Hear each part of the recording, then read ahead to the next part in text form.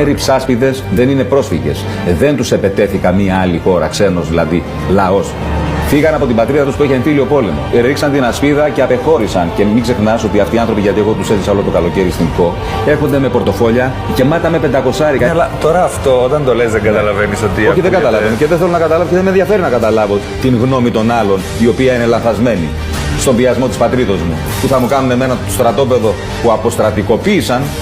Γιατί τα νησιά μας εκεί είναι τα σύνορα. Ναι. Όταν όμως αυτοί οι άνθρωποι έρχονται εδώ, σου λέω και πάλι, βιάζουν την πατρίδα μας με τον χειρότερο τρόπο. Μα δεν θέλουν να μείνουν εδώ, θέλουν να φύγουν να πάνε προς τα πάνω. Και τι είμαι εγώ, κέντρο διερχομένων, θα χτυπήσεις την πόρτα και θα σου δώσω άδεια. Εάν το επιτρέπω εγώ λοιπόν, θα περάσεις. Θα περάσεις από εδώ κέντρο διερχομένων, γιατί στην Τουρκία προσπαθούν να κάνουν αυτό που βγάλει πριν από 20 χρόνια. Γιατί δεν τους κρατάνε στην Τουρκία και να τους στείλουν από εκεί κατευθείαν όπου θέλουν. Που είναι και μιλούν την ίδια γλώσσα, έχουν την ίδια θρησκεία. Γιατί να περάσουν από εδώ. Δεν το αναλογίζεστε αυτό.